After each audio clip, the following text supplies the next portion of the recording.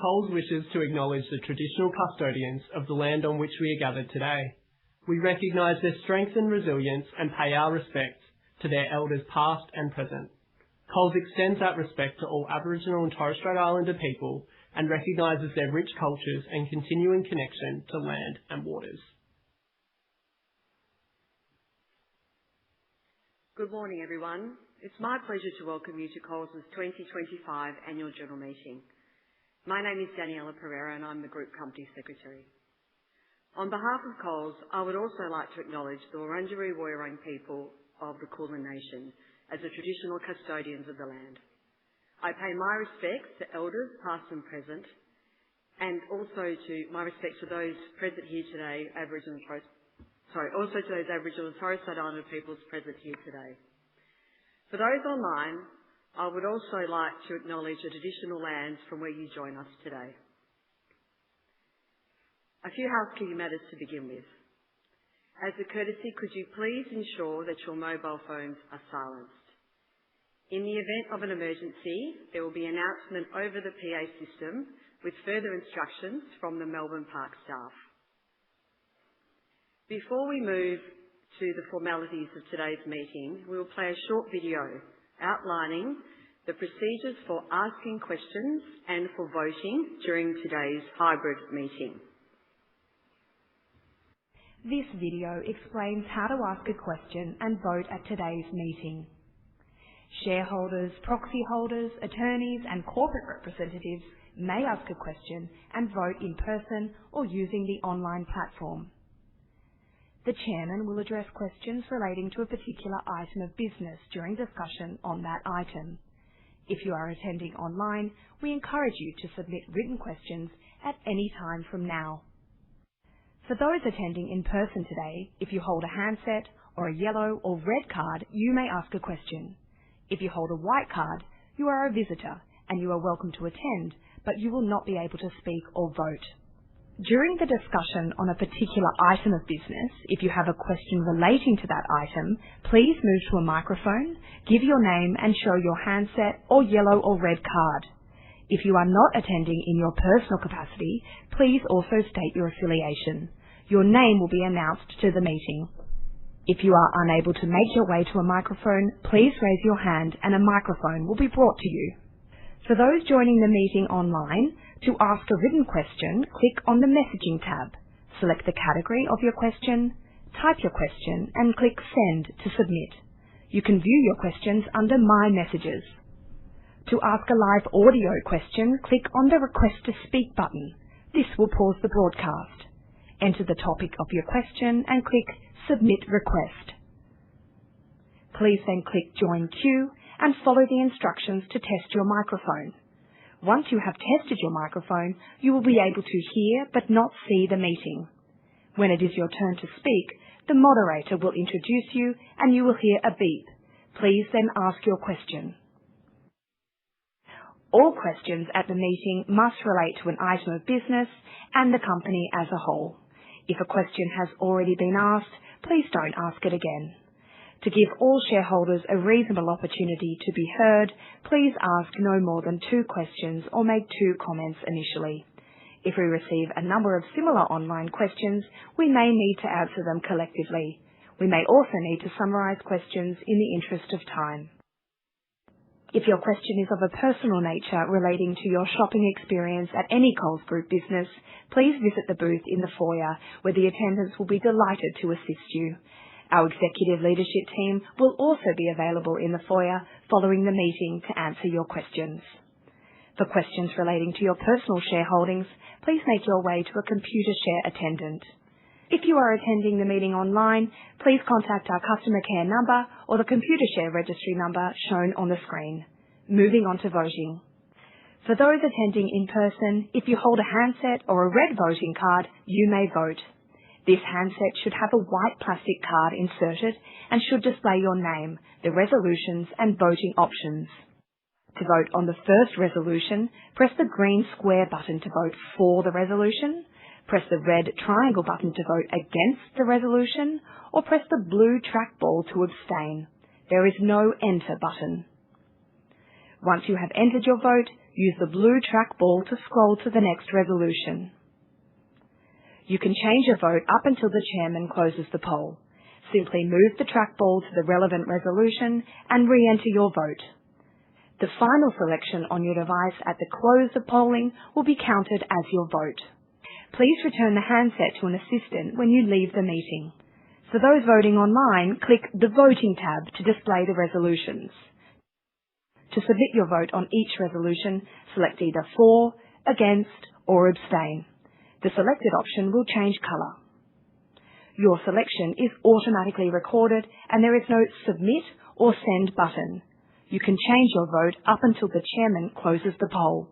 Detailed instructions on how to use the online platform are set out in the online meeting guide available on our annual general meeting webpage or under the Documents tab on the Lumi platform. If you have any technical issues, please call Lumi using the phone number shown on the screen. You can also find the number on the home page of the platform. Thank you. I hope that video was useful. If you require any assistance during the meeting with your handset, or if you have any questions in relation to the meeting procedures, please raise your hand and one of our attendants will assist. As noted in the video, for our online attendees, we encourage you to please submit your written questions any time from now. And it is now my great pleasure to introduce our Chairman, Peter Allen.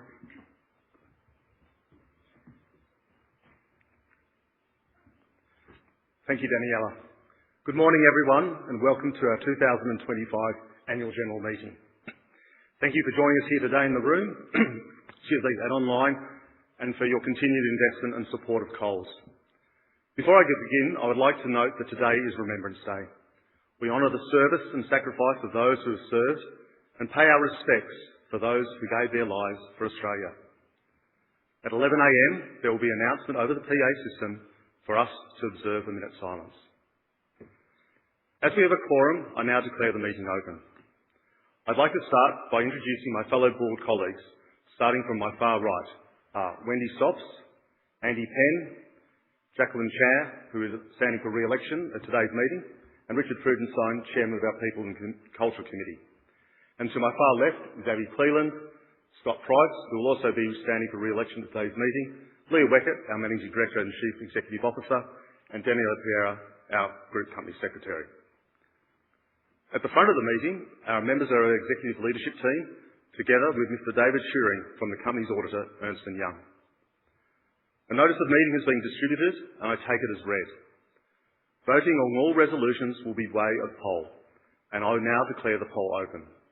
The poll will remain open until the end of the meeting. Tim Hugan of Computershare will act as returning officer for the poll and will oversee the counting of the votes. The final results will be made available after the meeting to the ASX and on our website. This is my first AGM as Chair. I joined the board as a non-executive director in September 2024 and was honoured to become the Chair in May this year.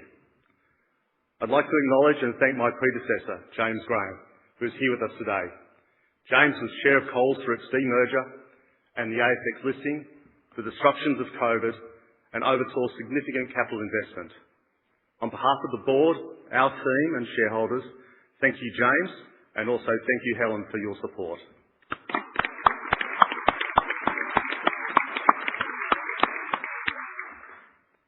I'd also like to thank Terry Bowen for his services as a non-executive director from 2022 to 2025. Terry has recently retired from the board to take up a full-time executive role, and we wish him all the best. Over the past 6 months, I have visited stores, distribution centres and support centres across Australia and met suppliers and partners in all of our regions. I've been inspired by the passion of our team and partners and their focus on delivering for our business and customers. Coles has been part of Australian life for more than a century, creating local jobs, building and operating essential infrastructure in our national food system, supporting Australian producers and suppliers, and most importantly, providing quality food and drinks at great value to families. In the 2025 financial year, Coles contributed $46 billion to the Australian economy. This reflects wages for our more than 115,000 team members, spend with our 8,000 suppliers, taxes, community support, and dividends for 400,000 shareholders, we've also had the privilege of serving millions of customers each week. We're proud of that and determined to keep building on it and playing our part.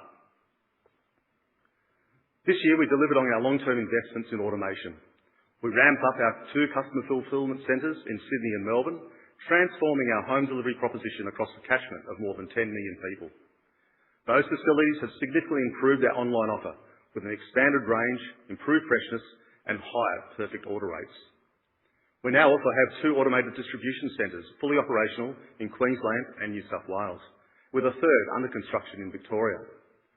These ADCs have transformed how product flows from our suppliers to our stores, leading to better product availability and more efficient operations. Together, these 4 sites have step-changed our customer offer and the resilience of our supply chain. For the 2025 financial year, Coles' net profit after tax was $1.07 billion, up 2.4% on the prior year on a normalised basis. This reflects the strength of our strategic investments. We declared a fully franked total dividend of 69 cents per share, returning more than $925 million to shareholders in FY25 and benefiting the many Australians who hold Coles shares indirectly through their super funds. A strong, profitable business is what enables us to keep delivering for all our stakeholders. Turning to sustainability, in the 2025 financial year, we made significant progress. We achieved our target of 100% renewable electricity for our operations, along with our target to reduce Scope 1 and 2 emissions by more than 75%, which was achieved 5 years ahead of plan. We've also met our waste diversion target. In FY25, 88% of the group's solid waste was diverted from landfill, and our aim is to maintain that above 85% through to FY30. We also look to the future and set a science-based target independently validated by the Science Based Targets Initiative to cut forest, land and agriculture emissions by 30.3% by FY30. We will achieve this by working closely with our suppliers and partners to reduce emissions and nature-related impacts. Regarding responsible sourcing, I'd like to make some brief remarks on the resolutions at item 6, which have been requisitioned by a group of shareholders holding approximately 0.0021% of Coles issued capital. I note that since the release of our notice of meeting in September, item 6.2 has been withdrawn by the requisitioning shareholders. Coles takes responsible sourcing seriously, and we're committed to continuous improvement of our seafood sourcing due diligence practices and monitoring and addressing environmental risks and the impacts of farmed seafood on endangered species. To this end, as reported in our 2025 Sustainability Report, we've already commenced a review of our due diligence processes as they relate to seafood sourcing and are committed to considering a range of appropriate guidelines and frameworks to build on our due diligence approach. With regard to Macquarie Harbour specifically, we've taken the heightened approach to our due diligence practices in relation to salmon farming. Since 2019, we've engaged directly with a range of stakeholders to inform our understanding of the potential impacts of salmon farming in Tasmania and in particular Macquarie Harbour. This has included engagement with NGOs, scientists from the University of Tasmania's Institute of Marine and Antarctic Studies and the Tasmanian Environmental Protection Authority. As part of this engagement, members of management and our board have recently visited Tasmania. Most recently, Leah Weckett and I visited Macquarie Harbour in October, and we're encouraged by the actions being taken by scientists and industry to address this complex issue. This includes initiatives such as the Macquarie Harbour Oxygenation Project, which is a joint collaboration between the Australian Government's Fishery Research and Development Corporation and Salmon Tasmania.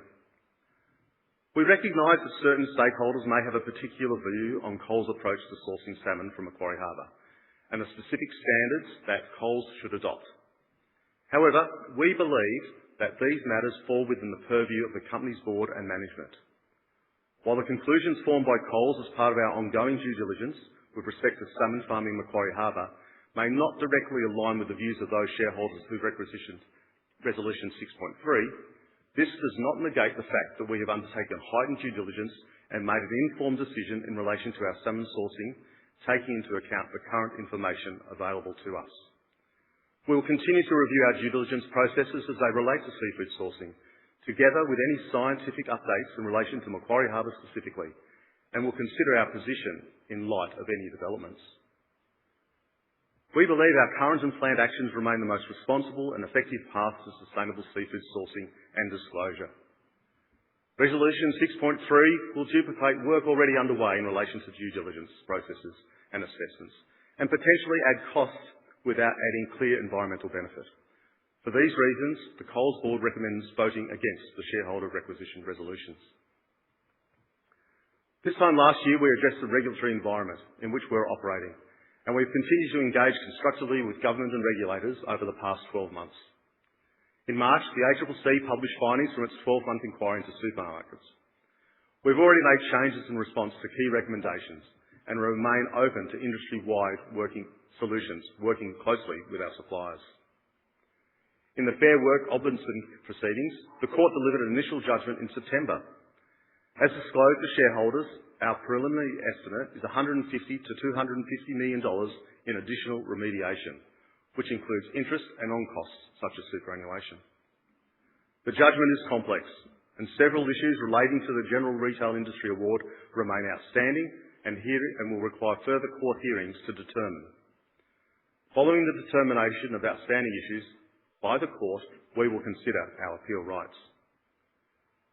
Having regard to the complexities in this area, in conjunction with the Australian Retailers Association and several other retailers, we engaged in a number of processes with the Fair Work Commission, which we hope will result in clarity and simplicity being brought to the interpretation of the award for all retailers in Australia.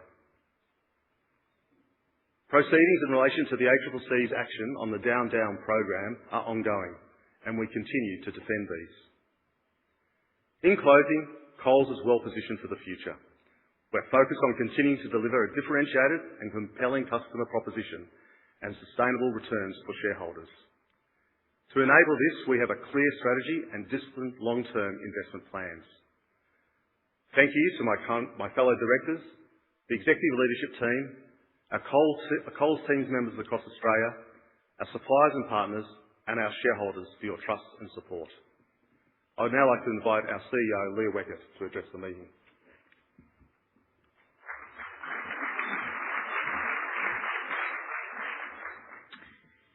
Thank you, Peter.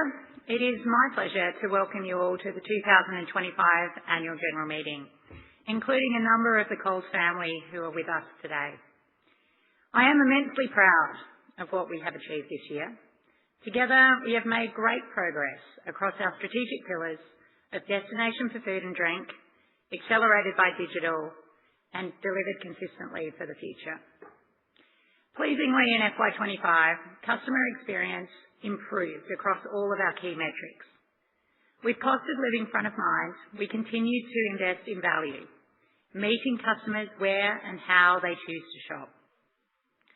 Our commitment to providing value at the checkout through thousands of weekly specials, everyday low prices, and extended great value hands down seasonal campaigns provided relief throughout the year as customers looked for ways to balance their household budgets. Our exclusive to Coles range continues to set us apart and remains a growing reason why customers are choosing to shop with us. Over the past financial year, we launched 970 new products into the range, achieving sales growth of 5.7%. And within this, Coles Finest sales grew at 13.6%, demonstrating how own brand innovation is resonating with customers. Our Flybuys loyalty program also provided value for customers. This year, we increased Flybuys active members by 4.4% and saw a 13.3% increase in customers redeeming Flybuys points for dollars off their shop through Coles supermarkets. Our continuity campaigns, including our Smeg Knives and Curtis Stone glass containers promotions, proved very popular and were a key driver of customer engagement and sales.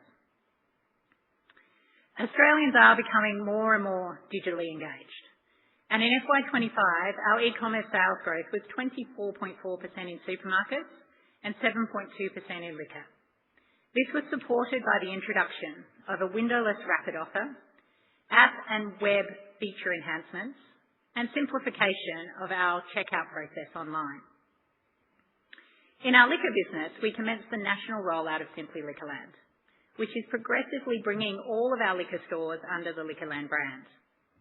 We can already see the benefits through improved sales and customer experience in the converted stores. Our retail media business, Coles 360, is continuing to grow rapidly, with income up 13.5% in the past financial year, as we help our supplier partners connect with customers in new ways. In the year ahead, our strategy will remain firmly focused on strengthening our core supermarkets and liquor businesses, particularly through the use of data and AI to unlock productivity, enhance customer experiences, and enable smarter, faster decision-making processes across our operations. At Coles, we feel a deep responsibility to the communities we serve. Natural disasters again affected several communities this year, and we are immensely grateful to our teams across Western Australia, Northern New South Wales and Queensland, who kept our stores and transport networks operating in the face of both cyclones and floods. In addition to providing relief in times of crisis, we are also proud to offer ongoing year-round support to many community groups and charities. With the support of our team members, customers and suppliers, we contributed $40.2 million to community and charitable causes, and also donated the equivalent of 39.1 million meals to people facing food insecurity through our food rescue partners, Second Bite and Food Bank. We are proud to once again be recognised as the #1 corporate giver as a percentage of profit in the Giving Large report. Our strong relationships with our 8,000 suppliers underpin the range and quality we offer. Many also play an important role in our community programs through donations and fundraising, and I want to acknowledge and thank them for their partnership across multiple fronts this year. At Coles, we are continuing to invest in a vibrant and sustainable food manufacturing and farming industry, which we know benefits all Australians. And since 2015, we have provided over $40 million in financial support to small and medium Australian farmers and producers through the Coles Nurture Fund to promote innovation and sustainability. The dedication and hard work of our more than 115,000 team members is a key component of our success. In FY25, we achieved our highest ever team member engagement score, reflecting 5 consecutive years of improvement. This result places us in the top quartile of large companies. We continue to strengthen diversity at Coles, and this year we saw even greater representation of women in leadership roles at 42.7%. Our First Nations workforce representation remained above target at 3.5%, and more of our leaders identified as culturally diverse. In May, we achieved platinum status in the Australian Workplace Equality Index, recognising our work and progress to foster an inclusive, supportive and safe environment for LGBTQ+ team members.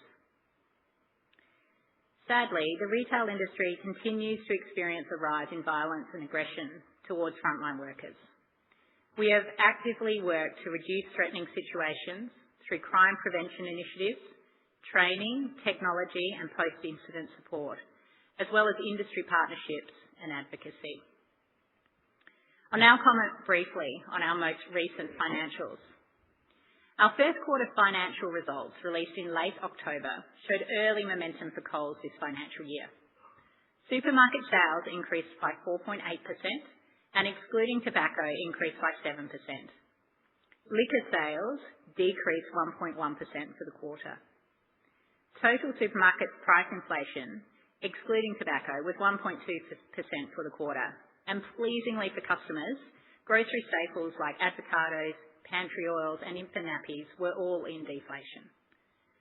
E-commerce continues to perform strongly, and after strong year-on-year sales growth in our supermarkets in FY25, in Q1 we reported e-commerce sales growth of 27.9% in supermarkets and 6.8% in liquor, showing that our investment in digital continues to resonate with customers. As we look ahead to the rest of the financial year, we will continue to focus on providing value, quality and an improving customer experience. With the festive season fast approaching, our team members are working tirelessly to deliver an exciting Christmas range for celebrations in every corner of the country. With over 225 new, exclusive to Coles products, there is something for every taste and budget. Before concluding, I want to acknowledge the extraordinary efforts of our team members over the last 12 months and the support of our more than 400,000 shareholders. And finally, to all of our customers, thank you for your continued trust and for choosing Coles to serve you and your families every day. Thank you to everyone in the room again for joining us today. I hope you all have a wonderful Christmas and festive season. And before handing back to Peter, I'd now like to share with you our Christmas television ad, which showcases the beautiful produce and products that we are offering at Coles this festive season. Thank you.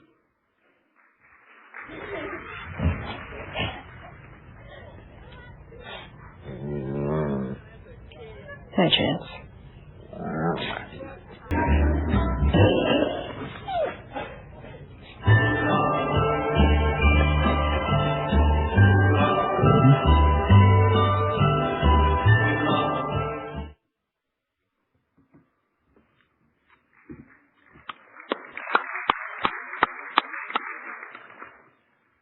Thank you, Leah.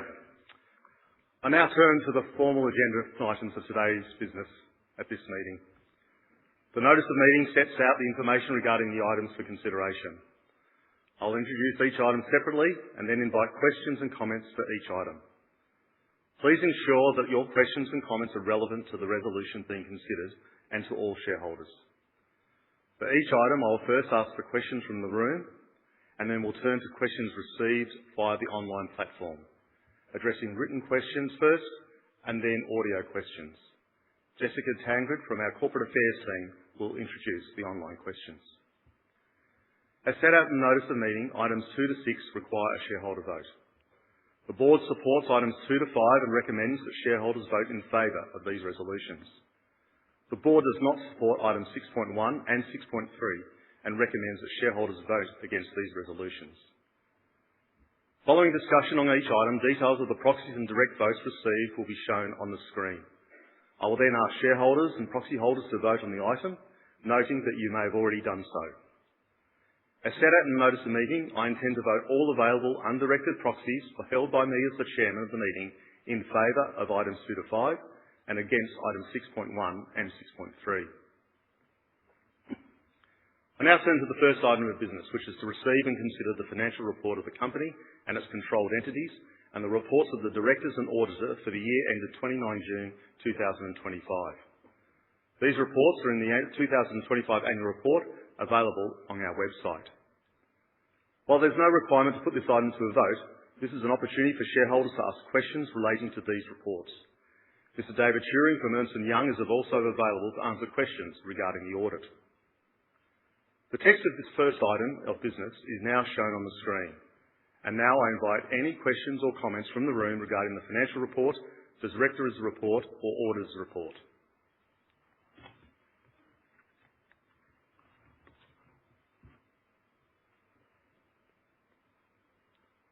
Microphone 3.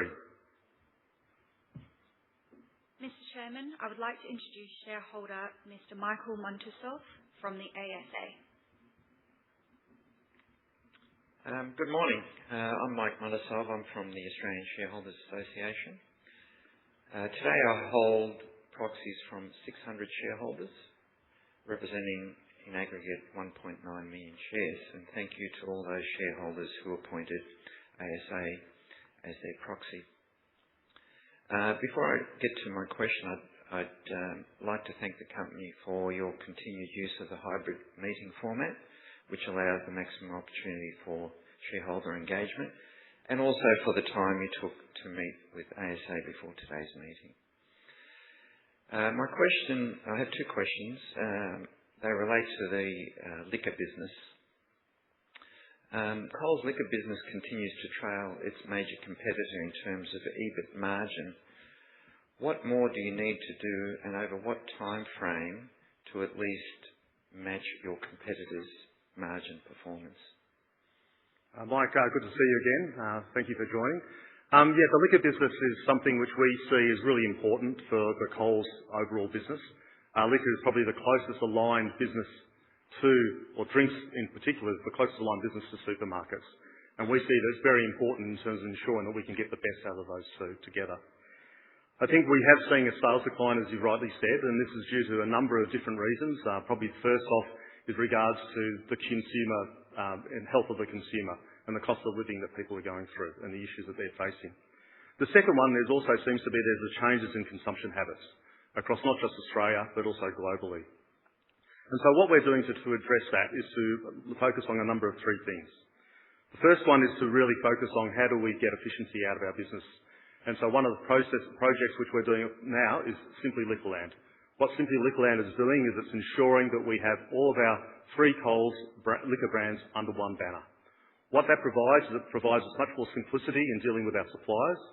It ensures that we have a single price point offering to our customers, and it also ensures that we're providing the right brands and drinks to our customers for those particular locations. But this pathway is only just started. It's a rollout of our just started. We're probably halfway through the rollout of our over 1,000 stores in terms of our liquor stores across Australia. But what we are doing is we're very careful and minded to ensure that we're able to continue to grow this business and grow our market share. Okay, you touched on my second part of the question, which is what's the plan to compensate for what is overall a positive trend in terms of society as a whole of reduced alcohol consumption among young people in particular? Yeah, Mike, as I said, I think that the key is for us to ensure that we've got the right product in our stores that our customers want. And as you say, in terms of the reduced consumption of alcohol, the different products that our young people, certainly my kids, are drinking, it's very important that we are able to understand that and ensure that we have those type of products in our store. And to be able to make sure that we also have other products within our Liquorland stores to be able to, in effect, combine and looking at our business not just from a supermarket point of view or liquor independently, but as one business, and also to look at our online business as one business and ensure, as Leah said in her speech, continue to drive our growth in terms of sales through our liquor business. Thank you. Thank you. Microphone number 1. Mr. Chairman, I would like to introduce shareholder Ms. Adele Chasson.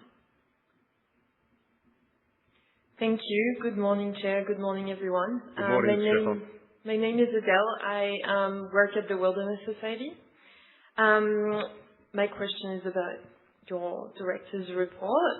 Australia's in the grip of a deforestation crisis, with unique forests and bushlands destroyed every day for supermarkets products, particularly beef and timber pallets.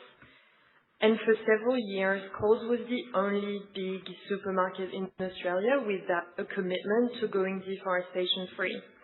But in August, Coles announced a long-awaited commitment to ensure its own brand products don't come from deforestation, and disclosed actions it's taking and challenges it's facing, in tracing its supply chains, particularly for beef. The Wilderness Society welcomed this commitment, and I want to do that again today. Thank you. As a major step in Coles taking a leadership role in helping end deforestation in Australia. But Coles still has some blind spots and a lot of work to do to actually protect forests and bushlands in Australia. So my question is, will Coles' next public update on deforestation, 1, disclose how much of its beef supply chain has been verified as deforestation-free and how the supermarket is confirming this? 2, will Coles' next public update provide details about the next steps Coles is taking within its phased approach to tackling deforestation, particularly regarding how the supermarket is taking action to clean up its sourcing of timber pallets? Thank you. Thank you very much for your questions. With regards to your first question, yes, we are committed to continue to provide transparency in what we're doing and how we're verifying the amount of deforestation that has happened within our Coles own brand products. And it's not only just beef, but we're also looking at cocoa, soy, timber in terms of pulp and paper products for our own business as well. And so that's certainly something which we're going to be focusing on and certainly providing more disclosure so we can confirm that. With regards to, as you say, we've got a progressive view in terms of how we focus on our commitment to deforestation. And as you're aware, it's a very complex thing in terms of ensuring that we are able to get that certification and confirmation in terms of that deforestation. We're certainly fully aware of the issues that are confronting with regards to pallets, and we're working together with those pallet suppliers that we don't necessarily control in terms of trying to make sure that we're getting full verification in terms of how they source the timber for those pallets. So we will provide any updates in terms of what we're able to receive for that. And as you said, we've got this progressive movement towards our deforestation commitment, and we will see in terms of when that comes about going forward. So thank you very much for the question. Thank you.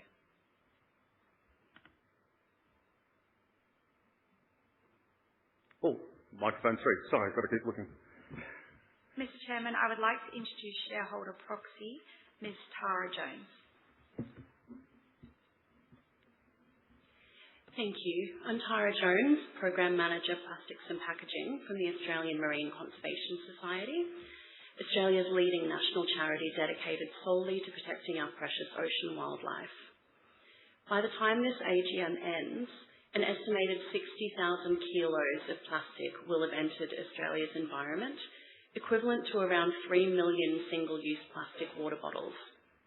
It's clear that there's an urgent need to prioritise solutions that prevent plastic pollution at its source.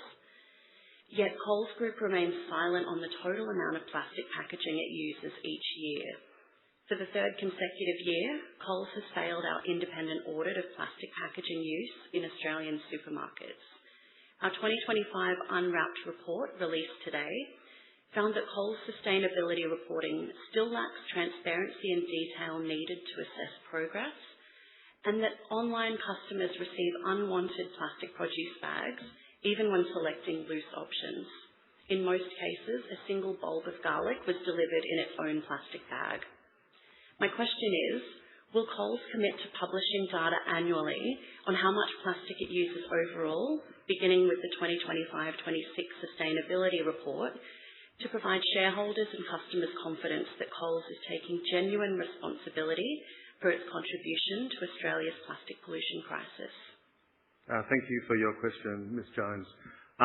Yes, we are committed to transparency and continuous improvement in the reporting of what we're doing with regards to plastics. I agree with you. It's something which it's very difficult for us to look overall at the amount of plastic which is used in our business and across our industry. We are very focused in particular in what we're doing ourselves with regards to Coles' own brand and Liquorland branded products.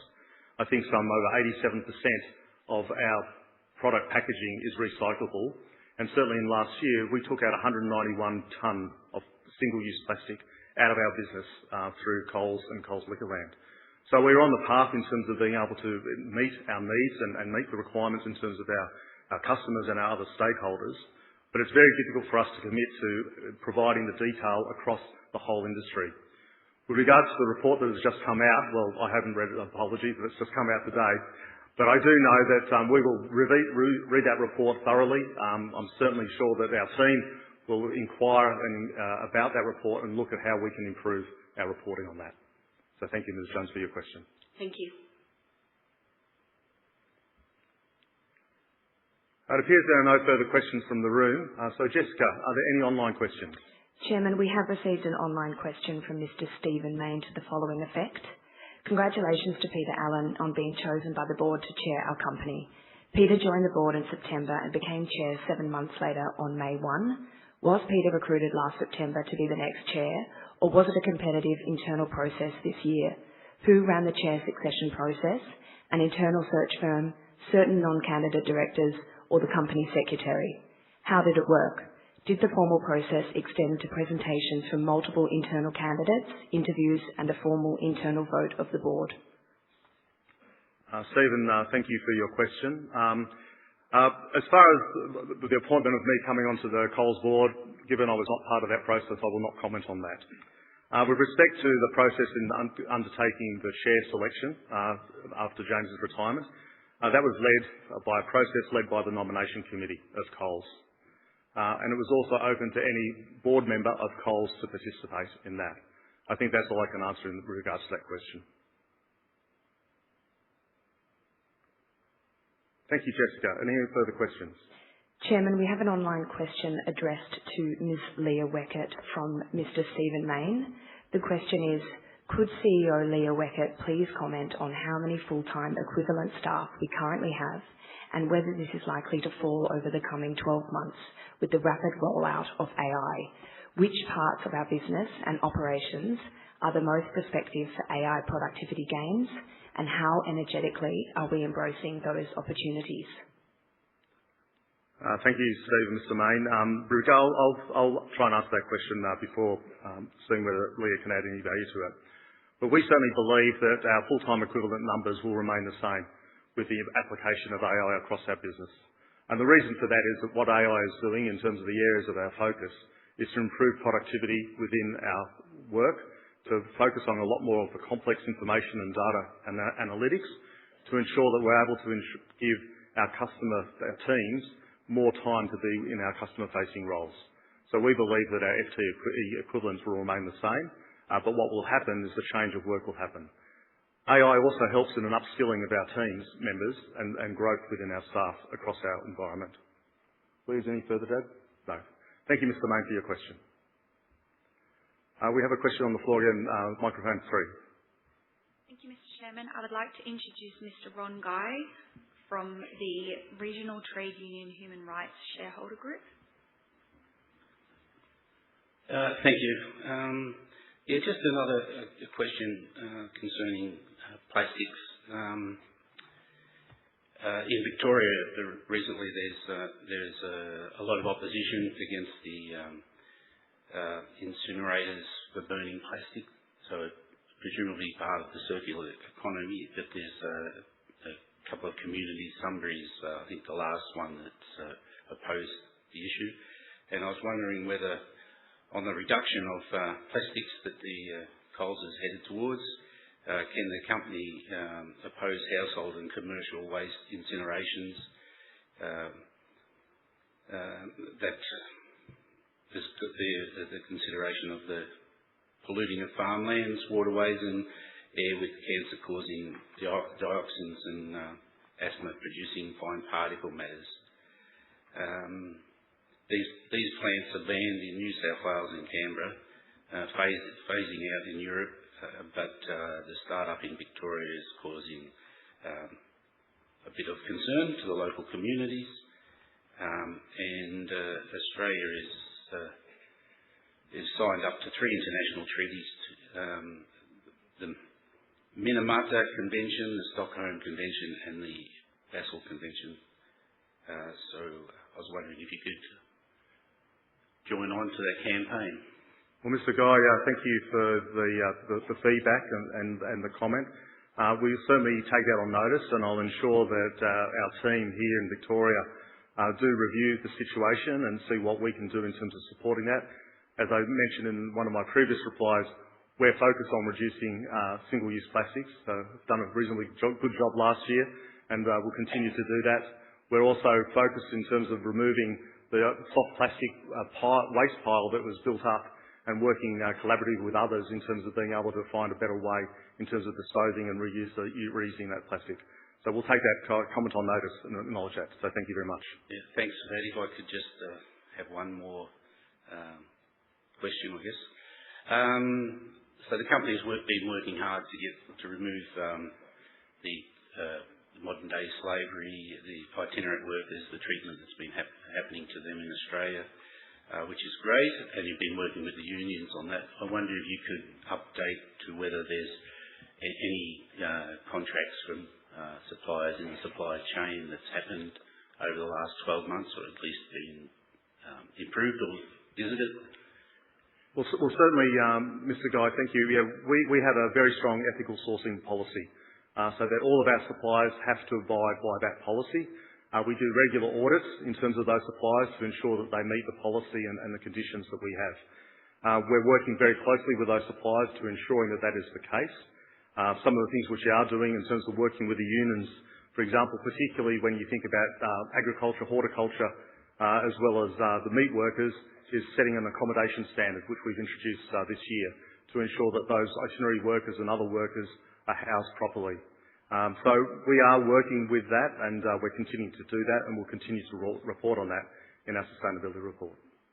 Okay, thanks for that. Yeah, thanks, Mr. Guy.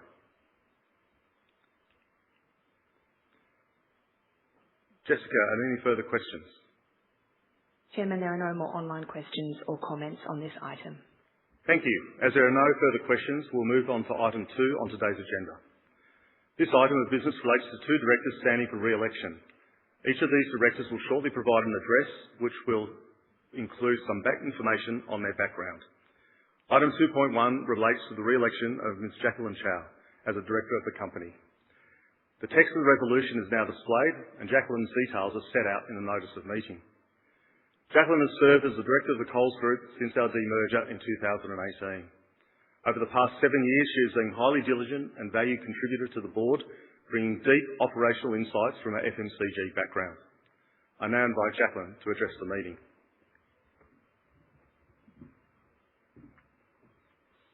Thank you, Chairman. Good morning, shareholders and guests. I am honoured to be standing for re-election to the board of Coles Group. I take this responsibility very seriously. I've run several large-scale businesses end-to-end, with my last executive role spanning 80 countries. Having hands-on operational experience gives helpful context for what it truly takes to deliver on our promises. We must make sustainable and acceptable returns to you, our shareholders, and we must stay in tune to the expectations of our diverse constituencies, be they our own workforce team members, our customers, our communities, governments or regulators. I've almost entirely served customer-facing businesses with household brand names. Arnott's Biscuits, Boral Construction Materials, Fisher & Paykel Appliances, Kellogg Company, to name a few. Using artificial intelligence and data analytics to garner insights so I can constantly appreciate the very real challenges of our Australian households, I sought to learn what are their pain points, how to make their lives easier with innovation and technology solutions, all to build customer loyalty. Finally, the last few years of geopolitical uncertainty, macroeconomic volatility and societal shifts have all caused businesses to redefine their supply chains and mitigate their risks. And as an executive, I was always an FMCG, fast-moving consumer goods supplier to Coles supermarkets. So I bring an important perspective on how to harness a productive and trusted partnership with suppliers. I am motivated to contribute toward our purpose of helping Australians eat and live better every day. And I would be honoured to receive your support to serve as director. Thank you.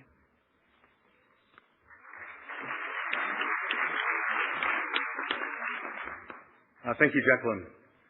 The board, with Jacqueline abstaining, unanimously recommends the re-election of Jacqueline Chow, the director.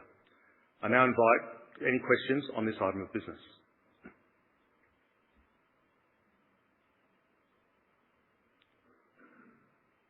It appears that there's no questions on the floor. So, Jessica, are there any online questions? Chairman, there are no online questions or comments on this item. Thank you. If there are no further questions, we have now finalised discussion of this item. The details of the proxies and direct votes received on this item will now be displayed. Please now enter your votes for item 2.1 if you have not already done so.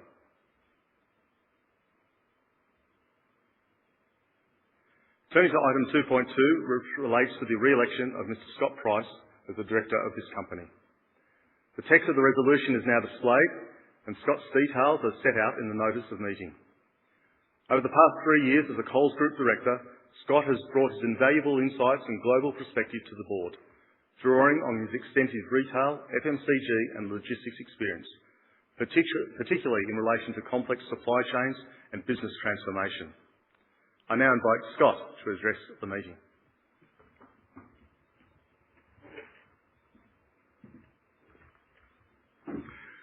Thank you, Chairman. Good afternoon, shareholders and guests. As a fellow shareholder of Coles, I'm very pleased to be here today, standing for re-election. For over 30 years, I have worked in the consumer goods, the retail and the logistics industries. I began my career with Coca-Cola. At that time, had an opportunity to live in Australia where my family and I fondly recall shopping at the Coles store in Birkenhead Point. I then left to join DHL as president of their Japan operations, subsequently CEO of Asia, and then CEO of Europe, leading all aspects of those markets. I then enjoyed working for Walmart, a global retailer, starting as the chief executive officer of the Asia business, a number of stores throughout the region as well, opening stores in new markets. I then took on a global role covering global sourcing, technology, house brands, real estate, direct manufacturing. I joined UPS and was the first executive outsider in 112 years in that company, which they reminded me of frequently. Led a substantial transformation program at that company globally, and my last role was the president of their international operations, which covered all 220 markets outside the United States. I joined the board 3 years ago and have really enjoyed being part of Coles over the last 3 years. Subsequent to that, I took on a role as Chief Executive Officer of DFI Retail Group based in Hong Kong.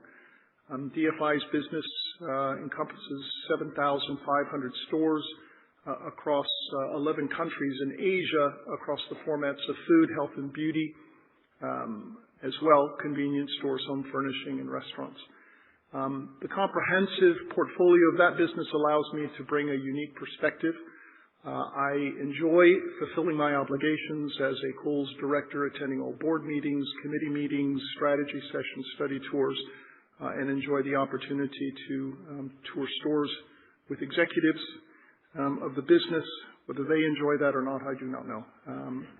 I'm honored to be a Coles team member and to continue working with such a great management team and as well board. Thank you.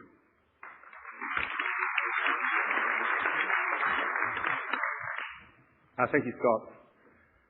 The board, with Scott abstaining, unanimously recommends in favour of the re-election of Scott Price as a director. And now I invite any questions on this item of business. Microphone number 3. Mr. Chairman, I would like to reintroduce shareholder Mr. Michael Muntisov from the ASA. Mike. Yes, hello again. Scott's told us about his considerable international experience in retail, including at Walmart and now in Asia. I wonder whether he can share with shareholders how supermarket operations in Australia compare against global benchmarks, which he's familiar with.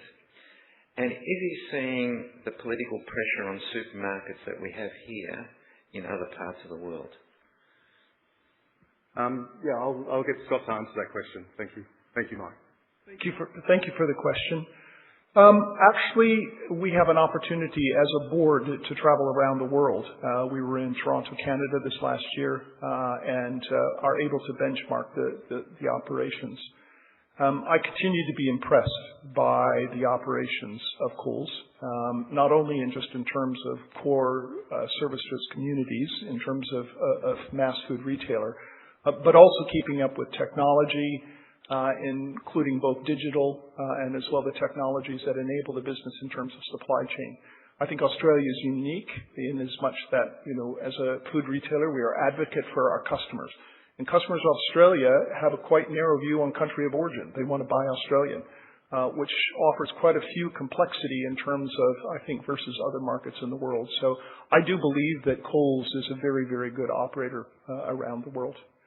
As to your second question, I was so attuned to the first, I have now forgotten the second. What was the second? It was about political pressure on supermarkets. Are you seeing that elsewhere, or is it an Australian phenomenon?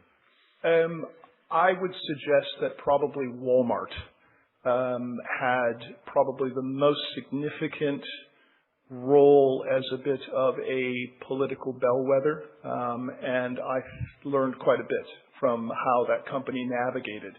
We are advocates for 100% of our customers. As a result, we have to be neutral, but at the same time, when you are at scale, you have an obligation to ensure that the regulatory environment is adhered to. So I don't think the pressure is any lesser or greater than any large-scale food retailer around the world. Thank you. Thank you, Mike. It appears there's no further questions from the room. So, Jessica, are there any online questions? Chairman, there are no online questions or comments on this item. Thank you. If there are no further questions, we now have finalised discussion on this item. The details of the proxies and direct votes received on this item will now be displayed. Please now enter your votes for item 2.2 if you've not already done so.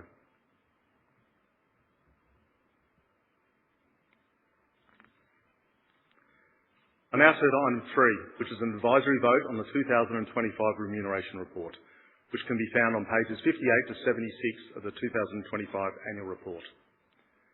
I now invite Richard Freudenstein as Chairman of our People and Culture Committee to address the meeting. Richard. Thanks, Peter, and good morning, everyone.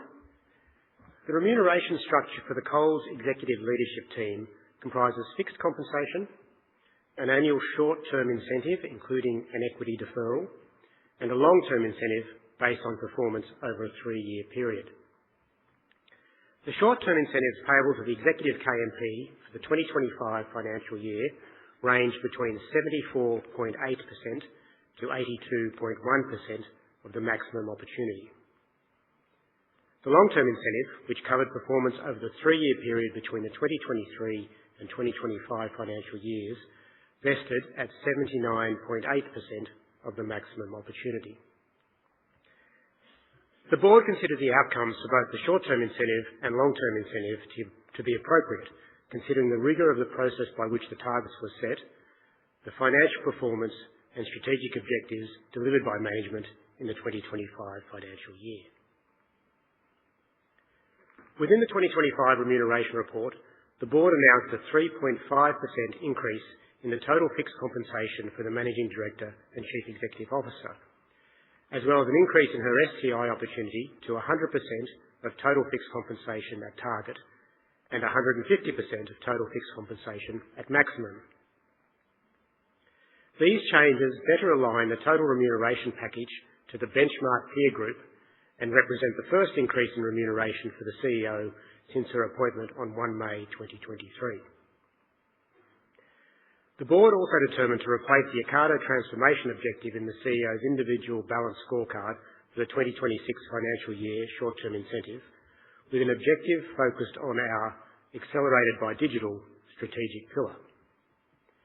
Performance will be assessed against the achievement of revenue growth in the Coles 360 offer and evolving the digital customer value proposition.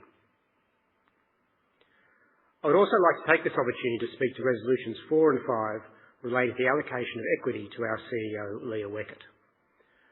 Resolution 4 relates to the approval sought to allocate 42,864 shares to Ms Weckett pursuant to the 50% deferral into equity of the short-term incentive earned in the 2025 financial year. These shares will be subject to a 2-year deferral. Resolution 5 relates to the approval sought to allot Ms Weckett 167,864 performance rights, being equivalent to 175% of Ms Weckett's total fixed compensation. The terms of the long-term incentive grant are set out in the notice of meeting, and importantly, they are entirely performance-based. Thank you.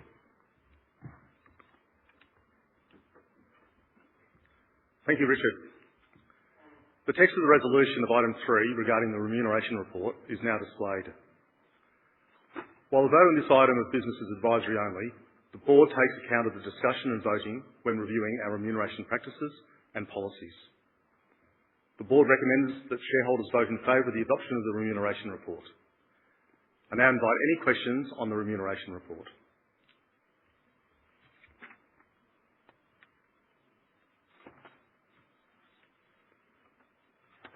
There appears to be no questions on the floor. So, Jessica, are there any questions online? Chairman, we have received another online question from Mr. Stephen Main.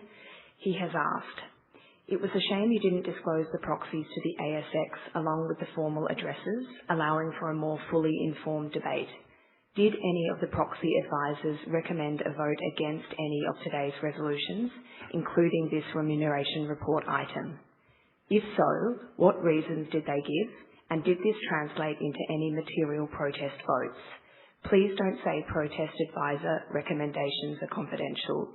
It is standard for companies to be across this detail on the voting recommendations and inform shareholders where relevant, and I could show you examples of more than 50 chairs responding positively to this question. Mr. Main, thank you for your question. We do believe, as far as the proxy advisor firms are concerned, that the information is confidential to those who subscribe to those proxy advisor reports. Notwithstanding that, we do not put up our proxies beforehand. I don't believe it is respectful for those shareholders that are here in the room to be able to make their own informed choice as to how they're going to vote on the resolution at the time. So we do have no intention of putting up the proxies prior to the voting. Thank you, Mr. Main. Jessica, are there any further questions? Chairman, there are no more online questions or comments on this item. Thank you. If there are no further questions, we now have finalised discussion on this item. The details of the proxies and direct votes received for this item will now be displayed. Please now enter your votes for item 3 if you have not already done so.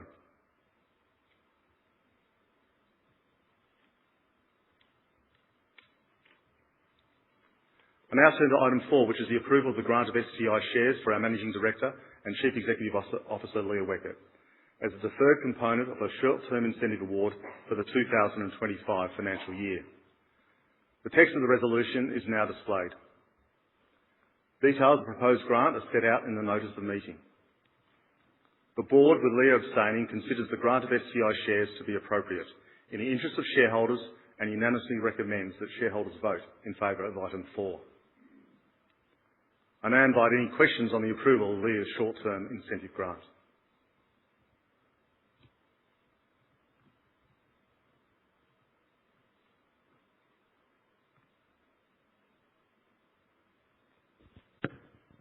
There appears to be no questions on the floor. So, Jessica, are there any questions online? Chairman, there are no online questions or comments on this item. Thank you. If there are no further questions, we have now finalised discussion on this item. The details of the proxies and direct votes received on this item will now be displayed. Please now enter your votes on item 4 if you've not already done so.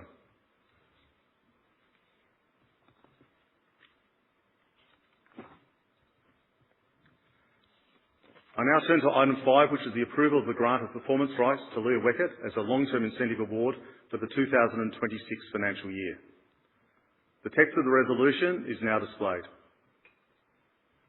Details of the proposed grant are set out in the notice of meeting. The board, with Leah abstaining, considers this grant of performance rights to be appropriate in the interest of shareholders and unanimously recommends that shareholders vote in favour of item 5. I now invite any questions on the approval of Leah's long-term incentive grant.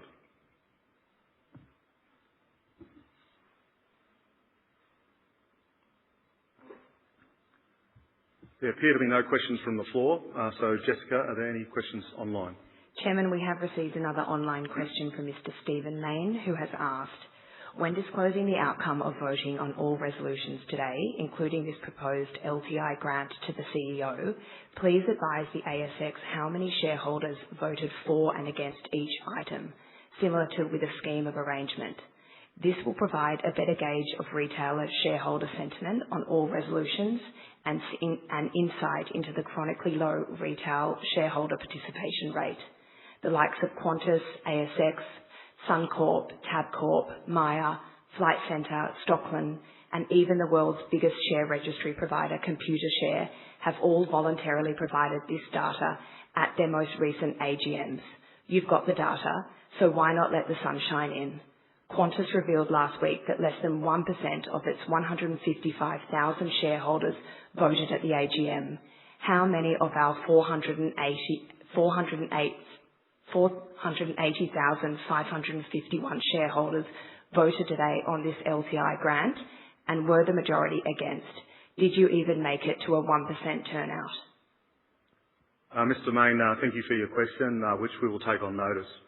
But as you're aware, our practice is not to disclose the number of shares voted. So our practice is to disclose the number of shares voted rather than the number of shareholders. As this approach is basically in line with the Corporations Act as well as the ASX listing rules. and we believe we're consistent with other companies, but we'll take that question and notice. Thank you, Mr. Mayne. Jessica, any further questions? Chairman, there are no more online questions or comments on this item. Thank you. If there are no further questions, we have now closed discussion on this item. The details of the proxies and direct votes received for this item will now be displayed. Please now enter your votes on item 5 if you have not already done so.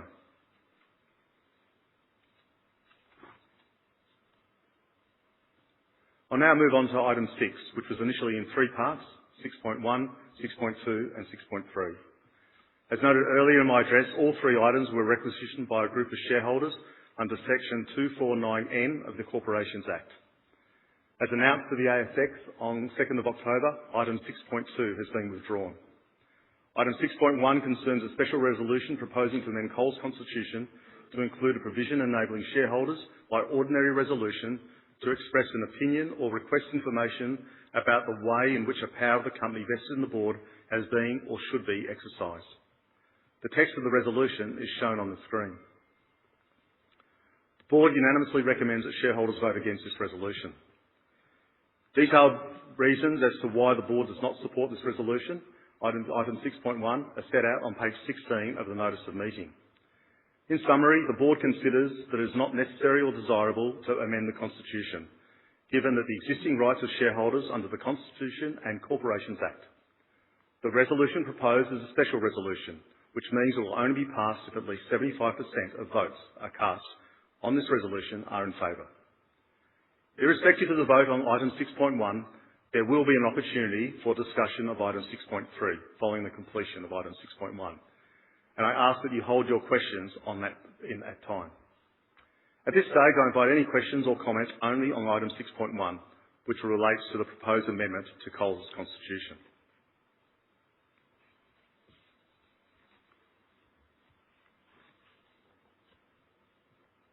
It appears that there's no questions on the floor. So, Jessica, are there any questions online?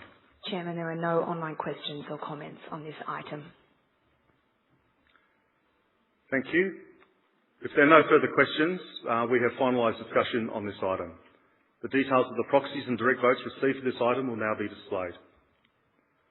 The directors unanimously recommend that shareholders vote against this resolution. Please now enter your votes on item 6.1 if you've not already done so.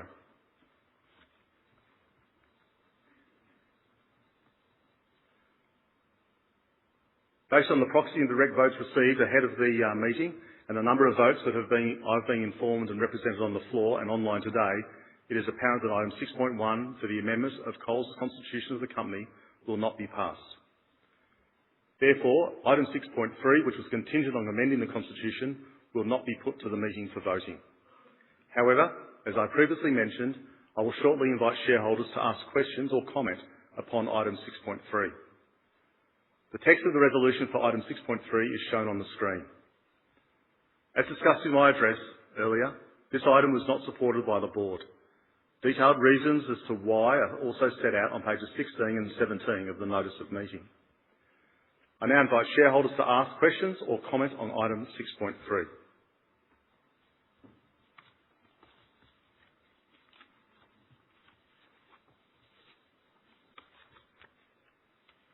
Or I'll start with one because it's the easier number.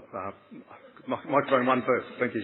Mr. Chairman, I would like to introduce shareholder Mr. Lyndon O'Neill.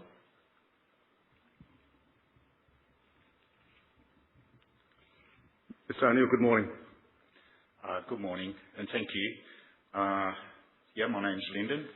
I'm a Tasmanian Aboriginal Pakana man, born and raised in northwest of Lutruwita, Tasmania.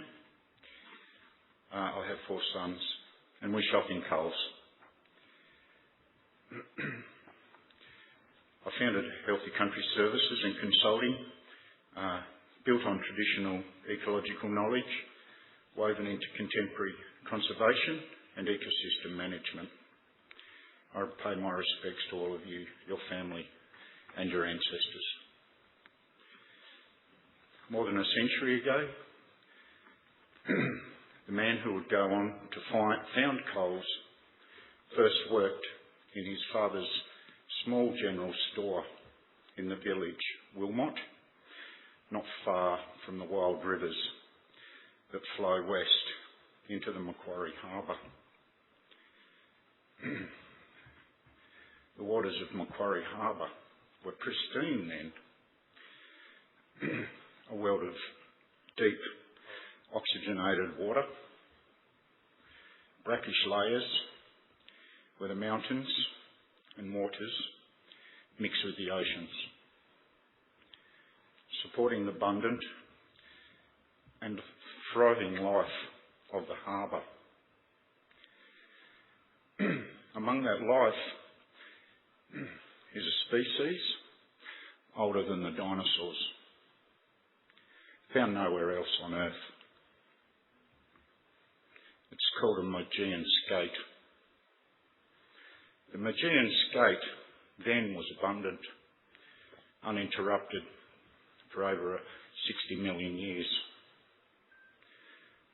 The land and waters of Tasmania were clean, resilient and self-sustaining. Today I can share with you that the Maugean skate cannot survive if we continue to support its demise. So, as a company with these strong ties to the Tasmanian community, we carry our moral responsibility to the landscapes and the waters that gave rise to our brand. Now, our sourcing choices have the potential to either help or harm the last surviving members of this ancient keystone species. Coles has positioned itself as a leader in responsible sourcing and sustainability. Yet, if we continue to sell salmon farmed from the Macquarie Harbour, we undermine that promise.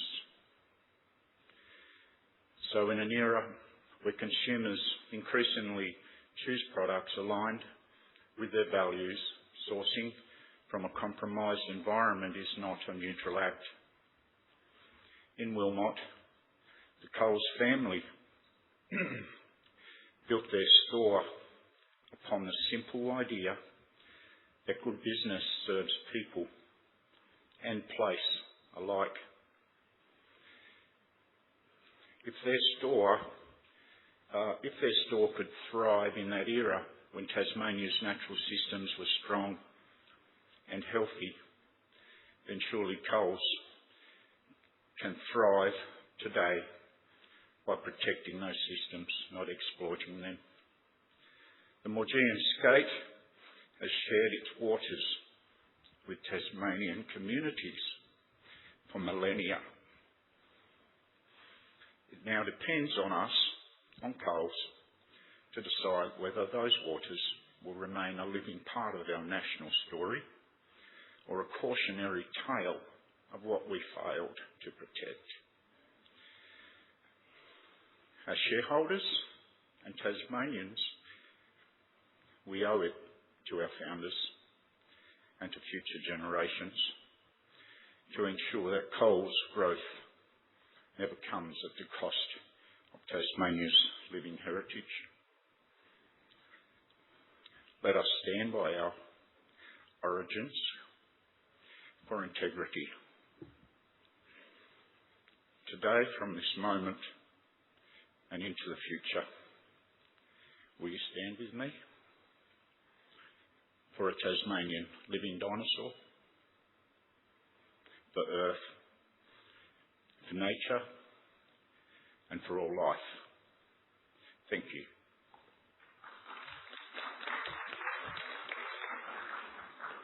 Thank you, Mr. O'Neill, for your comments as well as your question. Yes, we do take responsible sourcing very seriously and certainly understand and are trying to manage the potential impacts. With regards to Coles, sourcing salmon from the salmon farms in Macquarie Harbour. We acknowledge that salmon farming is government approved, it's EPA licensed, it's farmed under strict certification, and we also do our own due diligence in terms of understanding the impact that is having on the Macquarie Harbour. As you may be aware, I think we mentioned it in our sustainability report, we have reduced the amount of salmon that we are taking out of Macquarie Harbour. We've also trialled other overseas salmon for our consumers to see whether they are prepared to buy overseas salmon rather than Australian salmon. Unfortunately, notwithstanding the price differential where the Australian salmon is higher, our Australian consumers have voted to continue to buy Australian salmon. That doesn't stop us though in terms of working out ways in which we can find alternative supplies to ensure that, like you, we want to see Macquarie Harbour and the Maugean Skate continue to survive. We've been working and engaged with Salmon Tasmania, with our suppliers, with the EPA, with the University of Tasmania, as I mentioned, the Institute of Antarctic, Marine and Antarctic Services, to really understand the impact that salmon farming is having on the Maugean Skate. The scientists are saying that there's some positive signs that they're seeing within the harbour, as I mentioned, with the benefits of the reoxygenation project that is taking place, with the reduction with the amount of salmon farmed, but also with the general environment itself. As you've given from the area, that harbour is impacted quite dramatically by not just the harbour itself and the depth of that harbour and the darkness within that harbour, but also in terms of the narrow opening to the sea, in terms of the amount of oxygen water flowing in from the sea, and also the impact potentially of the hydroelectric waters in terms of the release coming down the rivers and the impact that has on the Macquarie Harbour itself. But we're continuing to do our due diligence, and we'll continue to do so. And as I said in my opening remarks, we will make decisions based on the science at the time. Because again, as you said, we don't want to be in a position where we do not source responsibly, because we have that obligation, not just on ourselves, but for all of our stakeholders and our shareholders. So thank you, Mr. O'Neill.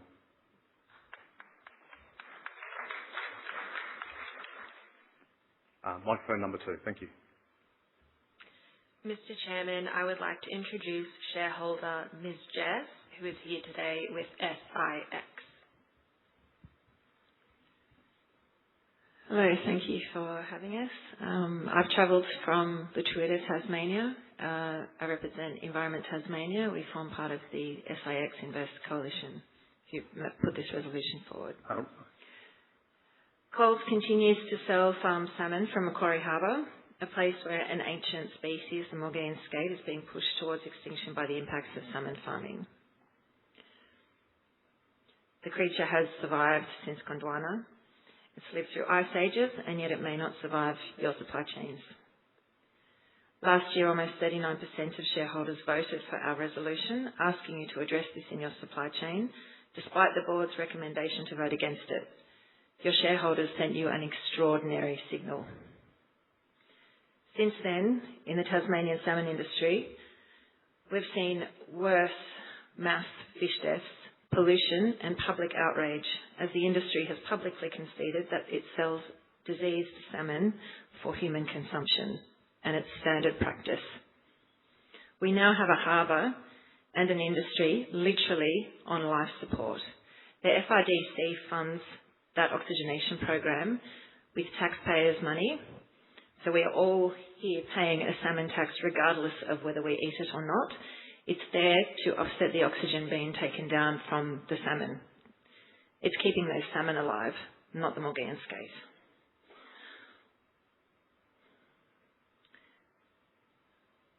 While we recognise the step forward by Coles in assessing the threats to farmed salmon, to a species identified under the EPBC Act, and publicly you have acknowledged the threat to the Maugean skate, we also appreciate that you have removed your responsibly sourced labels from all Tasmanian farmed salmon products sold under your Coles own brand seafood. In recognition of this, Six Invest and the co-filers, Environment Tasmania, Neighbours of Fish Farming and Jeff Cousins, have withdrawn one of our resolutions, an act of good faith that you will continue in the right direction. However, I'm here today to remind you that you can't keep looking away from your complicity in what is happening in Macquarie Harbour and you can emerge as a leader in sustainability ahead of your competitors. Resolution 6.3 goes to the heart of what kind of company Coles wants to be. Coles can emerge as a leader in a space and champion the ideals of sustainability that the team works to achieve, noting, however, that you do not appoint a sustainability representative on the board of the company. It calls for Coles to align seafood sourcing policy with global best practice, already used by major retailers in Europe and North America. It's credible, it's achievable, and it would help ensure Coles is never again associated with extinction risk or cruelty. The adoption of global best practice outlined by the Conservation Alliance for Seafood Solutions would ultimately help your business safeguard against unethical practices and reputational risks in supply chains by addressing the root cause of the issue at play. Importantly, it would help Coles make sure it's meeting its due diligence obligations under the OECD Responsible Business Conduct Guidelines. Governments expect major companies like Coles to comply with those guidelines that expect companies to conduct a heightened due diligence where biodiversity harms involve UNESCO, World Heritage Areas and protected species. The Magoon skate is a protected species that is listed as a World Heritage Value under the Tasmanian Wilderness World Heritage Area.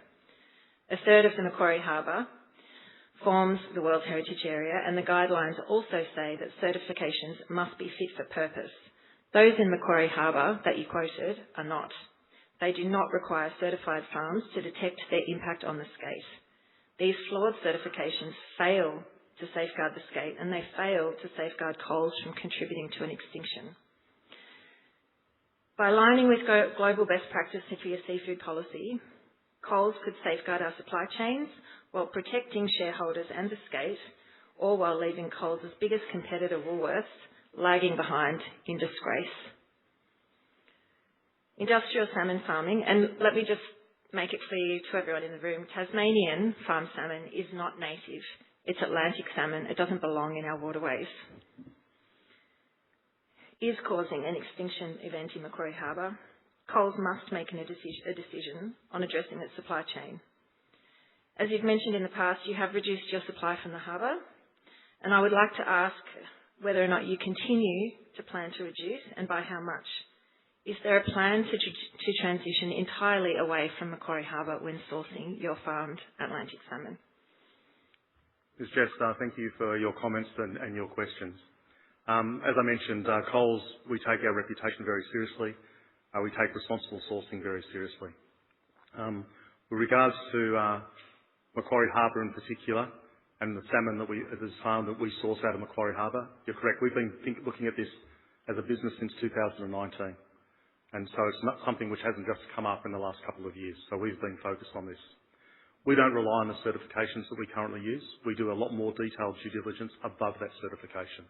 And yes, with regards to the requirement or in terms of looking at CAS, the Conservation Alliance for Seafood Solutions, in terms of their verification or certification, we're looking at those areas in terms of seeing whether that is duplicative of the certification that we currently do, or whether it's additive to do that. And I think we mentioned in our sustainability report this year that we're going to be continuing to focus and improve our due diligence as we move forward.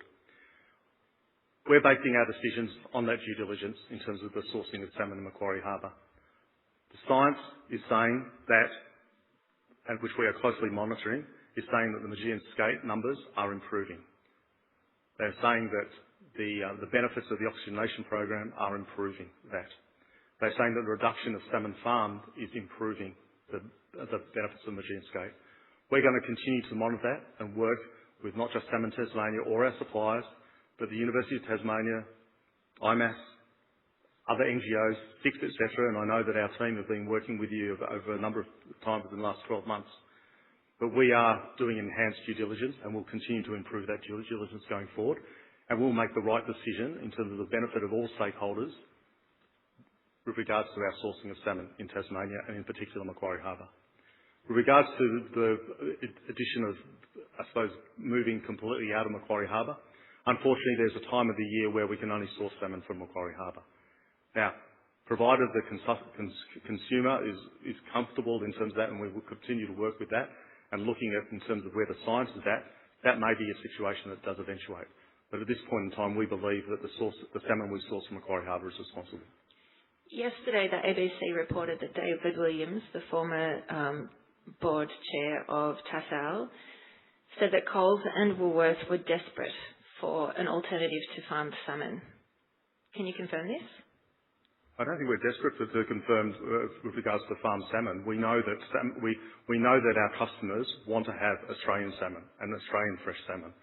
But we're trying to supply that to our customers and finding ways in terms of the most appropriate and best and environmentally beneficial way of being able to do that.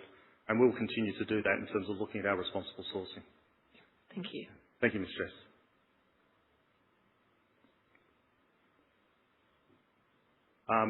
Microphone number 2. Thank you. Mr. Chairman, I would like to introduce proxy holder, Mr. Leonardo Guida. Good morning, Board, and thank you, Chair, for the opportunity. Good morning, Mr. Guida. Thank you. I'm Dr. Leonardo Guida, a shark and ray scientist with specific expertise in biology and fishery management. I currently work with the Australian Marine Conservation Society, who in the past we have engaged with you, and again, I acknowledge that you've taken that step. Coles' view that the Maugean skate population is recovering and is similar to baseline measurements in 2014 is misleading your shareholders. There are critically important caveats when interpreting population estimates as 2014 levels, caveats with which the authors of the Institute of Marine and Antarctic Sciences, so IMAS for short, those authors of that report describe themselves.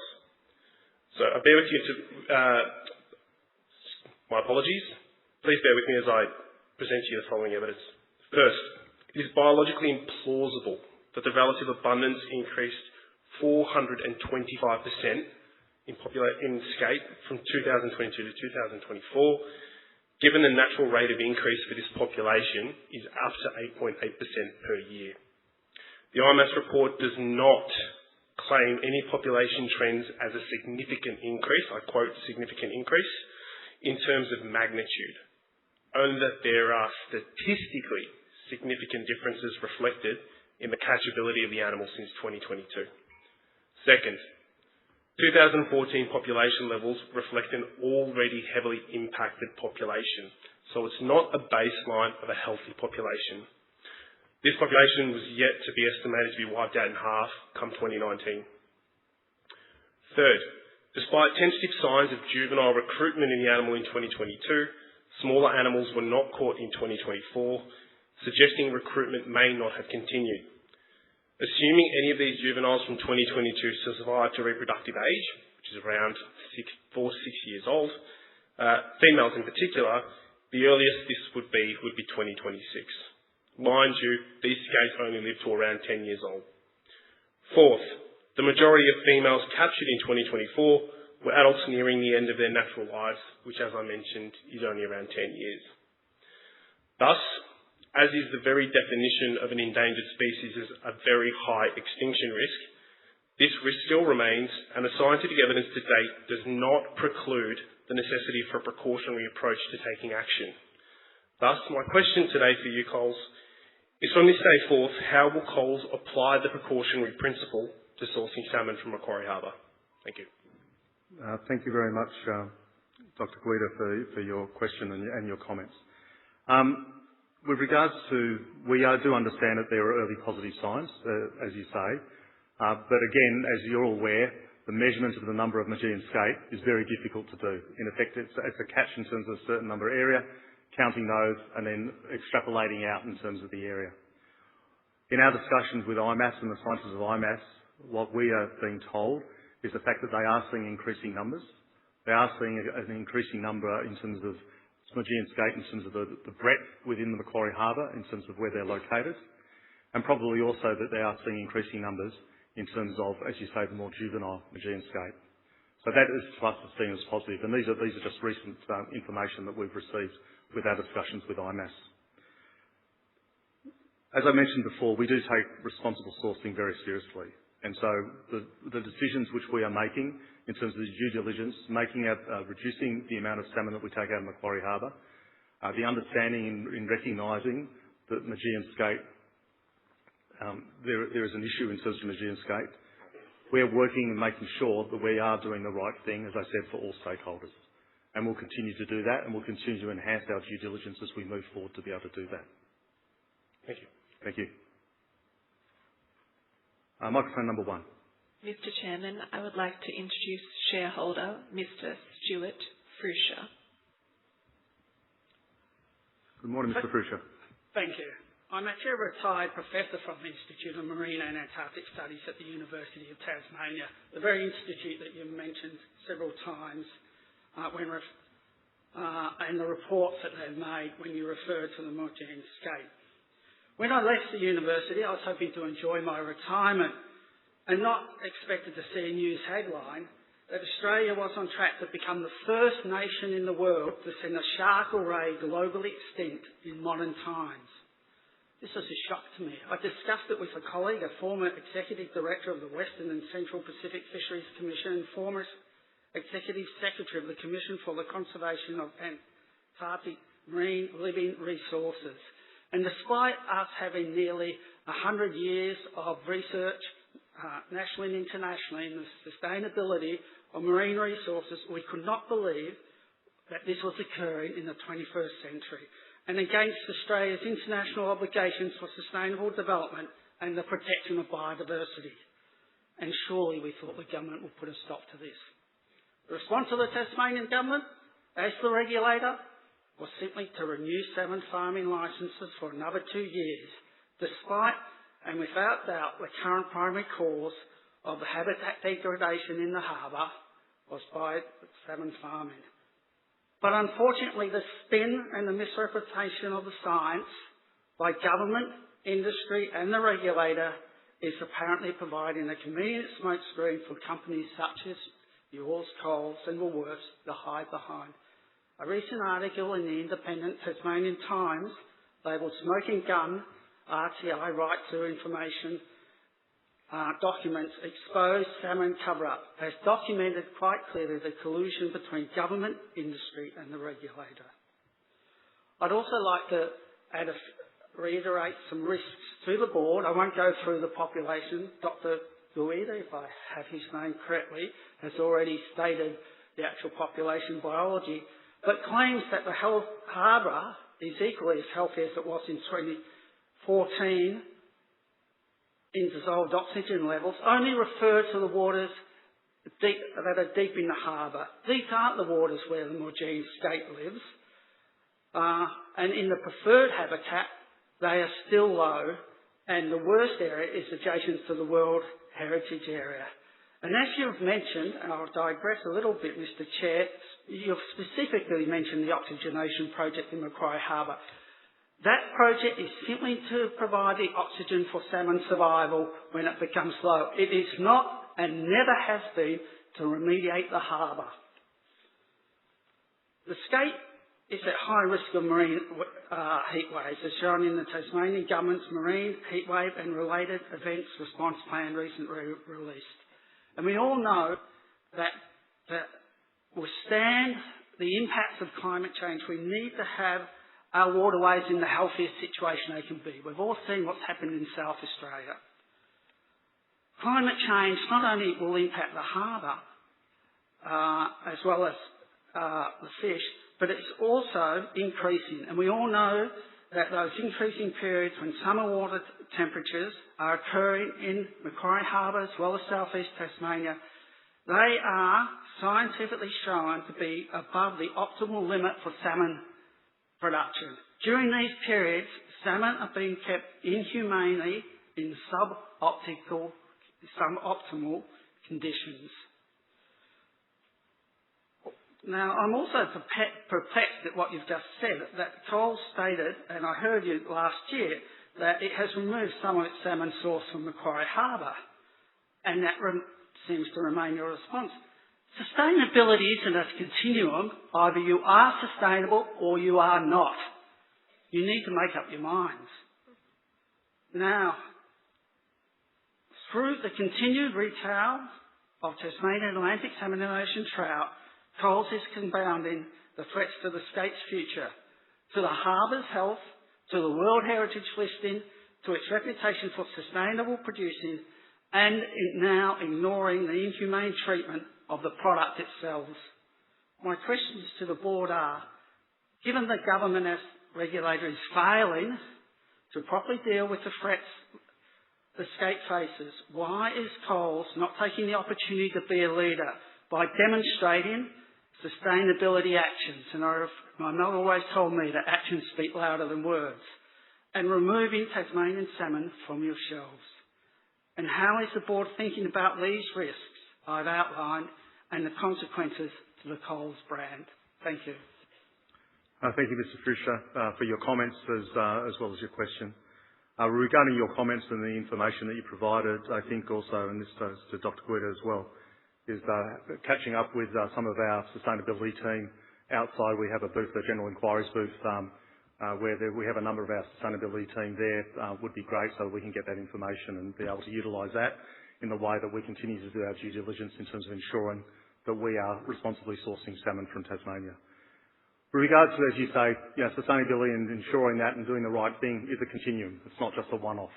And we are continuing to reduce the amount of salmon that we are taking out of Macquarie Harbour. We're basing that not on the certifications, but on the due diligence that we are doing. And you're correct with regards to the oxygenation project. This trial is basically confirming that it has been able to improve the oxygenation levels within Macquarie Harbour, but at certain levels within that harbour. And I think that in the discussions that we've had, they're looking at being able to expand that trial further and then looking at ways in terms of how do they improve that throughout the whole harbour and also at the various steps within the harbour, particularly with regards to the habitat of the skate. We believe that we are doing the right thing in terms of the due diligence and making the right decision so that we are able to meet our stakeholders' needs in terms of our customer needs and having Australian Tasmanian salmon on the one hand, but also doing it in a responsible way and working with our suppliers in finding alternatives in terms of being able to meet the needs of our consumers. Thank you, Mr. O'Neill. Mr. Fisher, sorry.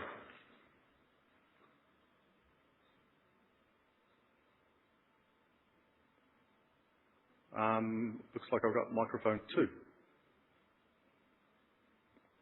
Okay. Yep.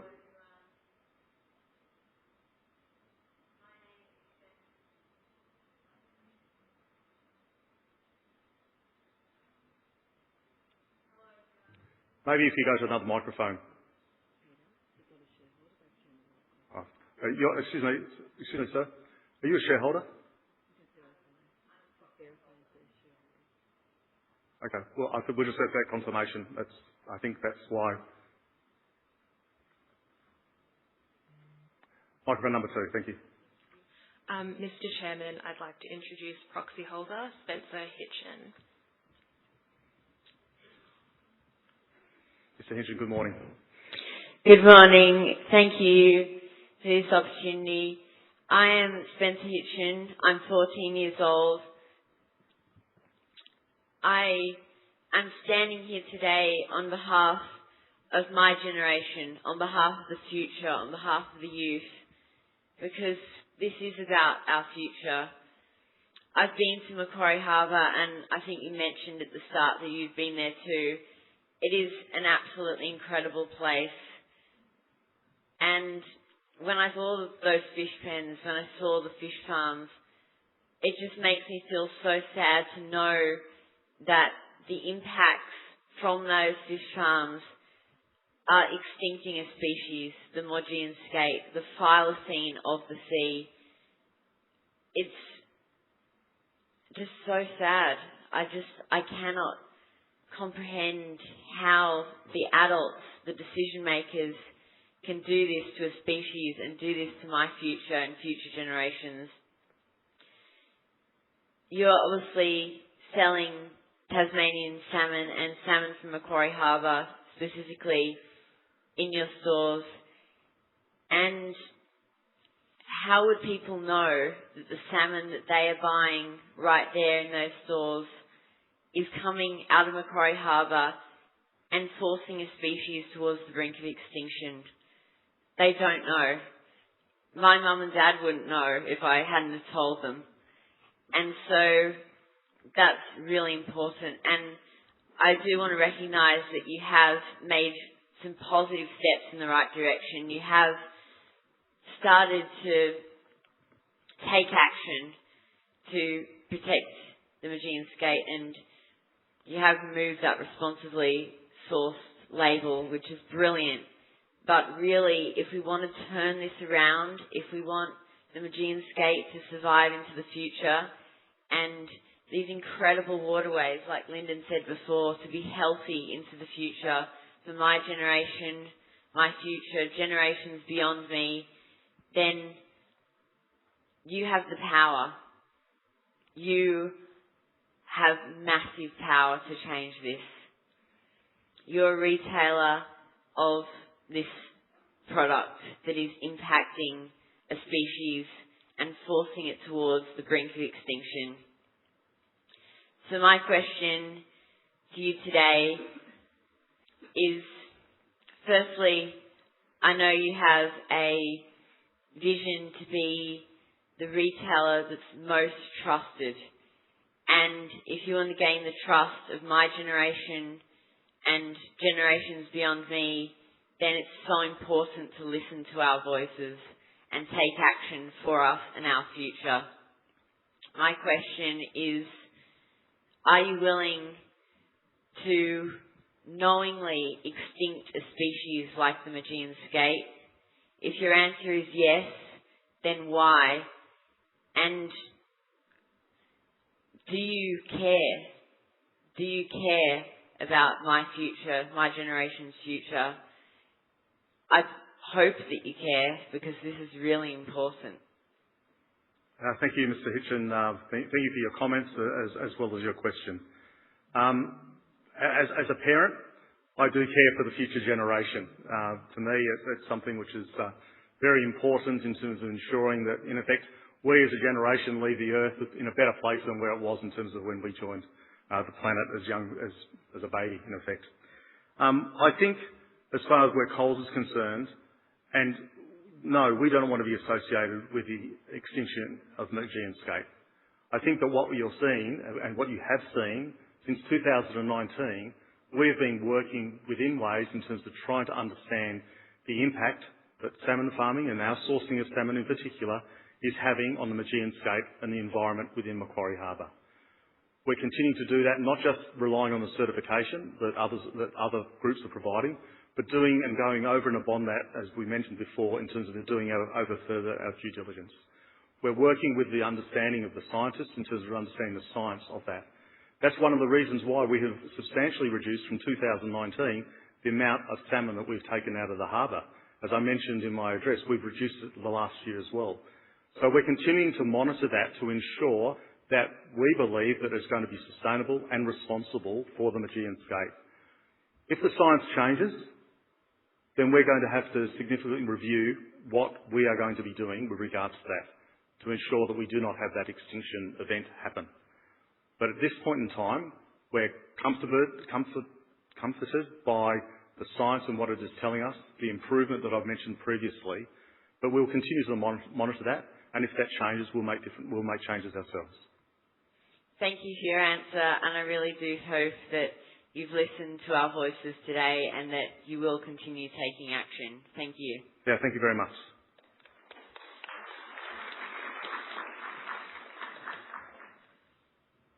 Microphone number 4.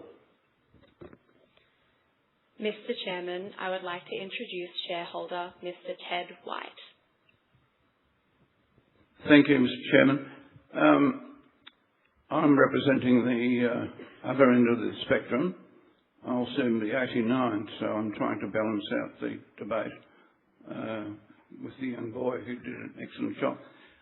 My comment really, well, first of all, I'd like to congratulate the board. I think they've done an absolutely magnificent job.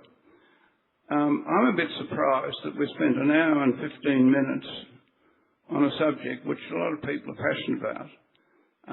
But I believe that, on balance, Coles is doing a very good job in a very difficult circumstance. And I'd like to think in future that we can have some sort of limit, time-wise, on the so-called questions that are being put up. I think people are passionate, and I love passionate people, but I think there's a cost at times, and we've got to balance out the benefit of the cost. Thank you.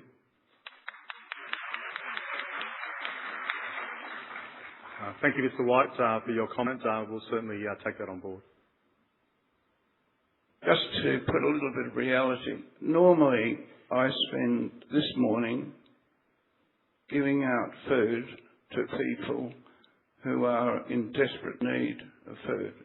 We have 40 families in the Holmesglen area who are virtually living on the breadline.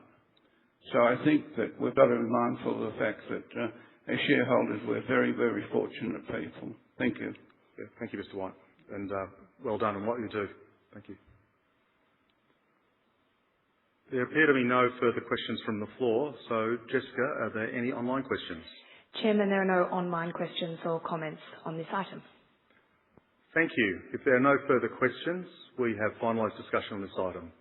For your information, the details of the proxies and direct votes received for item 6.3 are now displayed. As previously mentioned, noting that item 6.1 was not passed, item 6.3 will not be put to the meeting for voting.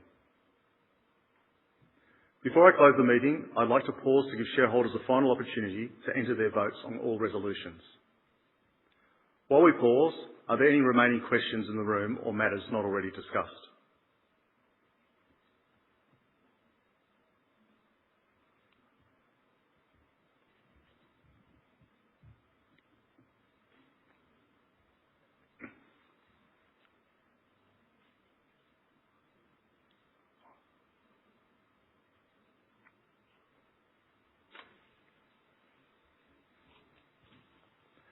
Microphone number 1. Mr. Chairman, I would like to introduce shareholder Mr. John Spragg. Good day. Thank you for your presentation today. One question. What is the significance of stock shrinkage through theft? Now, last year, when you were asked this question, we were just told that it was less than the previous year. Can you give us a dollar figure on what the stock loss is? Thank you. Mr. Spragg, I personally don't have that information on me. I'm not sure whether our CEO does, but we are continuing to induce stock theft across our business. It's certainly been a significant improvement over the last couple of years. But what we are seeing, and particularly here in Victoria, is organised crime is unacceptable levels. And we're certainly working with the government, the police and others in terms of trying to ensure that we end up with some better measures in terms of helping us help ourselves with the level of technology and training which we're putting into our team to be able to try and remove that stock theft that is taking place. But in terms of the quantum, Mr. Spragg, I'll see whether Leah has any response to that.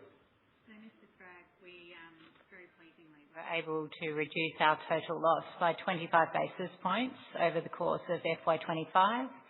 So if you were to have a look at our supermarket sales, 25 basis points of that of improvement was achieved, which was a significant shift for us over the year.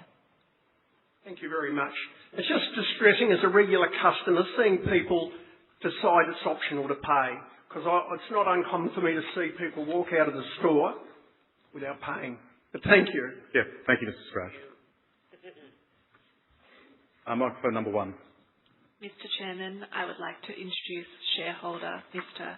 Henrik Kay. Good morning, Mr. Chairman. As regards the crime issue, I'd like to suggest that you work with Neighbourhood Watch Victoria. And also, Victoria Police have a crime prevention division within Victoria Police. That would help you And also, as regards the shareholder meetings, I would suggest that in future you follow what Woolworths has done the last 2 years and hold it at your head office in Taronga. Thank you, Mr. Kay, and thank you very much for the advice in terms of how we can improve our security and reduce theft in our stores. And we'll continue to work with the Victorian Police and the government and Neighbourhood Watch, etc., to be able to do that. We'll take on notice in terms of being able to hold the AGMs in a different location. We see that it's beneficial in some respects in having a room which is reasonably large, something which we probably cannot provide in a safe, secure way in Taronga with regards to it being a working environment. But we will certainly take that on notice, and as you're probably aware, we're relocating our offices in a few years' time down here into the city, and so therefore there will be a different forum and venue. So thank you very much, Mr. Kay. There seems to be no further questions on the floor, so Jessica, any questions online? Chairman, Australian Ethical Investment has asked a number of questions on our cage-free egg commitment and our broader animal welfare commitments. They have also asked about sustainable food choices and diversification into plant-based alternatives. Their questions are: Can you meet your cage-free egg and broader animal welfare commitments in the context of biosecurity risks affecting animal agriculture production? Can Coles explain how the company will mitigate the animal welfare and sustainability risks associated with extending the timeline to 2030? Can you encourage customers to choose more sustainable options like plant-based alternatives? Will Coles consider making protein diversification part of its climate strategy? Thank you very much for the question. With regards to the eggs and caged or cage-free eggs, Coles has committed since 2013 to have cage-free eggs. So Coles' own brand shell eggs are 100% cage-free. We've had to extend the deadline with regards to the caged eggs or non-caged eggs and getting rid of those, and in effect temporarily paused it because of the avian flu epidemic that has taken place and the need for our customers and their demand to have the availability of eggs. We continue to see that 85% of our eggs that we sell is cage-free, and we're continuing to make sure that that is the case. And we're encouraged in terms of the improvement in cage-free eggs that are taking place, and we'll continue to work with our suppliers in terms of trying to meet that commitment, understanding that that commitment is well ahead in terms of where it's going to be mandatory. With regards to animal welfare, we are very focused on our animal welfare and particularly with the sustainable options. We offer a wide range of choice of products and plant-based products in particular through our stores. And so we're looking to ensure that we're able to provide the customer what they want in terms of how they get their protein and providing them more sustainable options. So thank you for your question. Jessica, any further questions? Chairman, we are just checking whether there are any more online questions or comments on this item of business.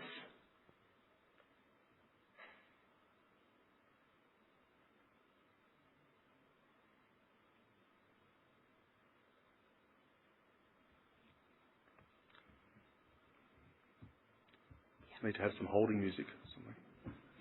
Chairman, we have received an online question from Ms. Athena Pasolini, who has asked, do Coles feed Bovaer to all its meats? If not, then is it labelled? I'm not sure in terms of the answer to that question. I'll ask Leah in particular to respond to that. Thank you for the question. We do use Bovaer in part of our beef supply chain, but it is not used in any other parts of our meat supply chain. Thank you. Jessica, any further questions? Chairman, we have received an online question from Maravik Zarati, who has asked, I'm a member of your Coles Circle consumer platform. Has this added value to the business?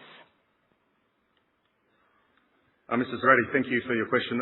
Of course, any engagement that we have with our customers is very important in terms of providing feedback and input, and so therefore we welcome and we have a number of processes in place where we engage with our customer to ensure that we're able to deliver what they want with regards to our purpose.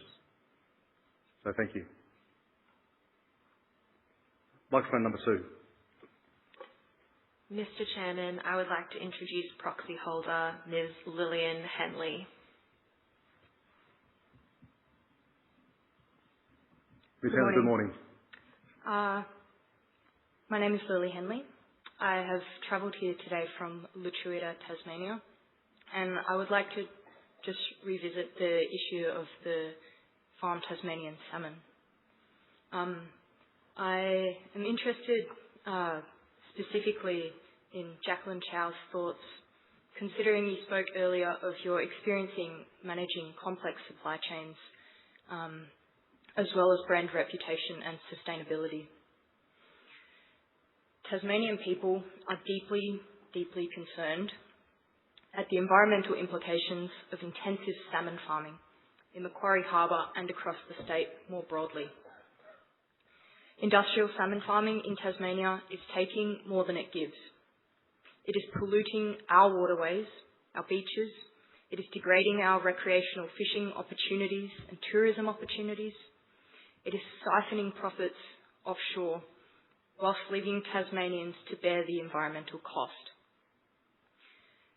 Earlier this year, Tasmanians were horrified with videos released during the summer mass mortality event of aquaculture staff pouring crates of dead, diseased, along with live salmon, straight into skip bins and shipping them off to the tip.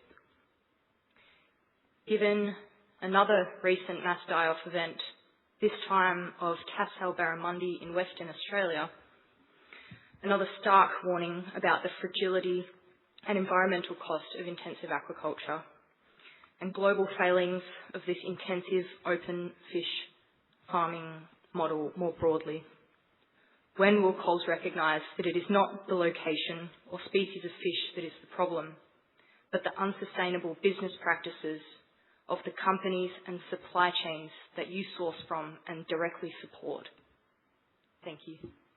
Ms. Henley, thank you for your questions. I don't believe it's appropriate for Ms. Jacqueline Chow to answer the questions, but I will try and address that question. Or your questions. We do take reputation seriously, and as I mentioned previously to the number of other shareholders, we are focused on working with and understanding the due diligence and the scientific updates. We're certainly ensuring that what we do is we're trying to make the right decision with regards to be able to provide a product that our consumers want, with regards to ensuring, though, that it is sustainable, particularly within Macquarie Harbour, and it's not endangering any other species.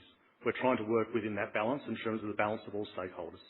And I believe in terms of the action which we've taken to date is proving that we're to our word in regards to do that and are making changes. With regards to the unfortunate event of the mortality event down in Tasmania earlier, and also what we've seen in Cone Bay in Western Australia, it is something which we're working with our suppliers in terms of trying to understand how it occurred, what remediation works that they are being able to do to ensure that it doesn't happen again, and also it goes part in terms of our due diligence to ensure, because we want to make sure that we have a sustainable product that we sell to our customers. So if that's not available, or if it's not the right location, etc., or the right way to farm, then we will be making changes in terms of how we source that product. So thank you for your question and comment. Thank you. Yeah, thank you very much. Yeah, thank you very much. I noticed that, and I believe that there will be. I will pause the meeting at this point in time, and I believe that there is an announcement coming over the loudspeaker.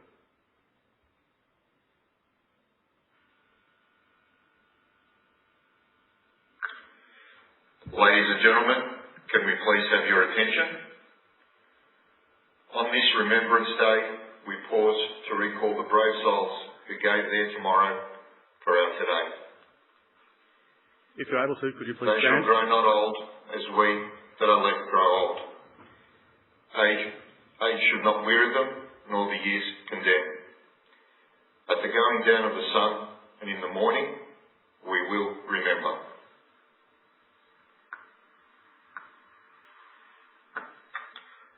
Ladies and gentlemen, can we we please pause for a moment of silence?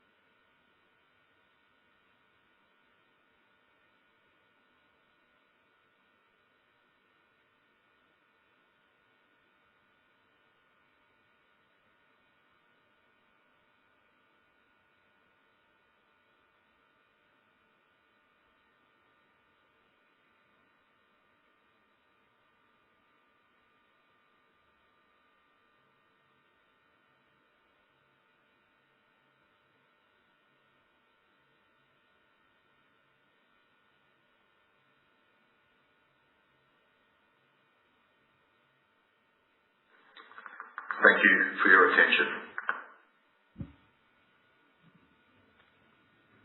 Thank you, ladies and gentlemen. We'll go back to the meeting. Jessica, are there any further questions? Chairman, there are no more online questions or comments on this item. Thank you. If there are no further questions, we have finalised our discussion. That concludes the board formal business of the meeting today.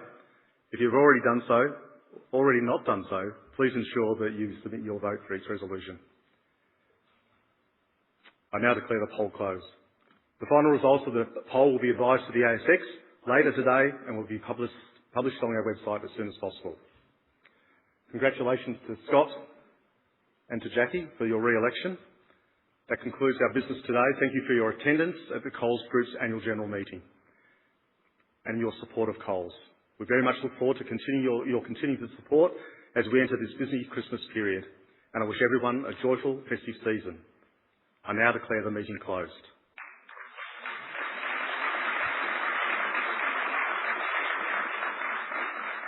For those of us who join us here in Melbourne, I invite you to join the board and executive leadership team for some refreshments, which will be served just outside the entrance of this meeting. Thank you very much for your attendance.